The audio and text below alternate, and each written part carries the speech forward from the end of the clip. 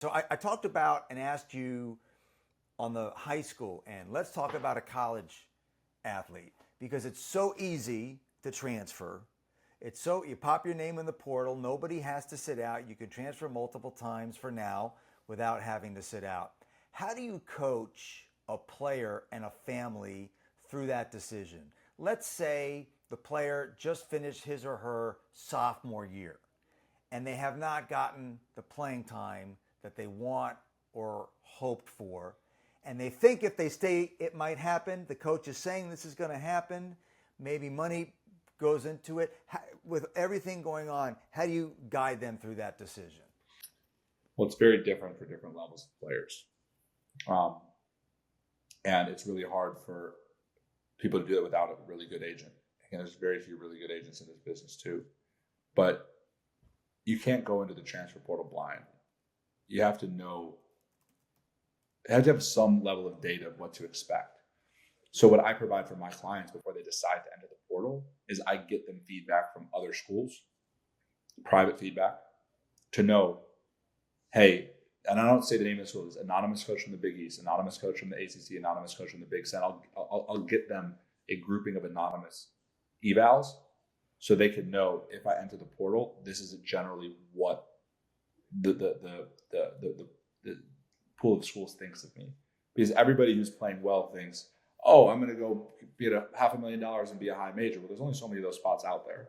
And sometimes I get those evals and guys are like, oh shit, I got to go back to where I got to stay here for another year, right? So I like to give my guys information before they enter the portal. And if you still choose to enter with bad feedback, cool. At least I've given you that advice and you know what to expect, right? And I'm always going to be very honest with them because the last thing I want is to sell a guy a dream that isn't going to come true, right?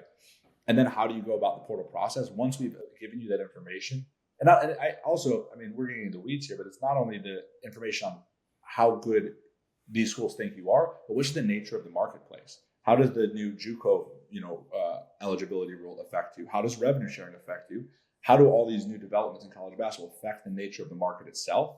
And how does it interface with your stock, right? So this is like a complex market that most people aren't prepared to just like intuit how it's going to work. So you have to go in there prepared with data. Then when you go in as a family, it's what do we want out of this? It's not just let me enter the portal and see who calls and see who says good things on the phone. I like to have my players rank what matters to them before they enter the portal. How important is money and how much do you want? How important is geography? How close do you want to be to home? Is there a specific master's program or degree that you want while you're there? You want a player's coach or do you want a hard ass? Sorry, I probably shouldn't curse in this podcast. That's okay. It's all good. Player's coach or a mean coach? Do you want fast-paced offense or a half-court offense, right? What conference do you want to be in? Do you want to be a star on a bad team or do you want to be a role player on a tournament team, right? Understanding that each player wants something different. I think a lot of agents just assume that every player wants the bag, wants the most money. What I found is every player in every family has something completely different they want. Okay, so let's first figure out what do you want, set that criteria.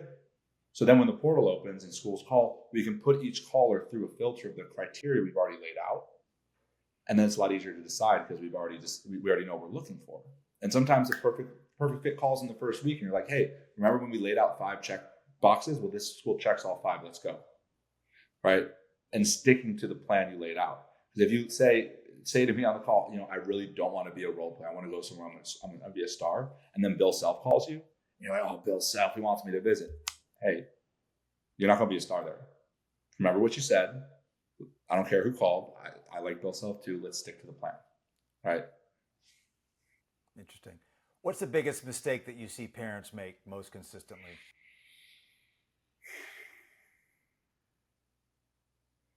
Trusting college coaches. It's some of my best friends in the world are college coaches, but everyone in this world is trying to get ahead, and there's no Yelp reviews for these guys. So as much as you might like someone and trust somebody, marriages have prenups, and you need a contract if you're getting an NIL deal, and an agent needs to read that contract and make sure it's guaranteed, and that the I's are dotted and the T's are crossed. Because I've heard so many times oh, we don't need an agent. The coaches said that they've never paid anyone late and everyone gets all their money. And then I hear 6 months later, hey, Dan, I haven't gotten my check. And the coach just got fired. What do I do? It's too late. Right. So there's a reason why I have a contract with the players I sign, and they have contracts with the schools they go to. And they have me to vet those coaches and hold those coaches accountable, because it's all nice when you're in the portal and you're speed dating essentially. But that's the that's the honeymoon, and you can't just trust someone that you've been on 2 Zooms with.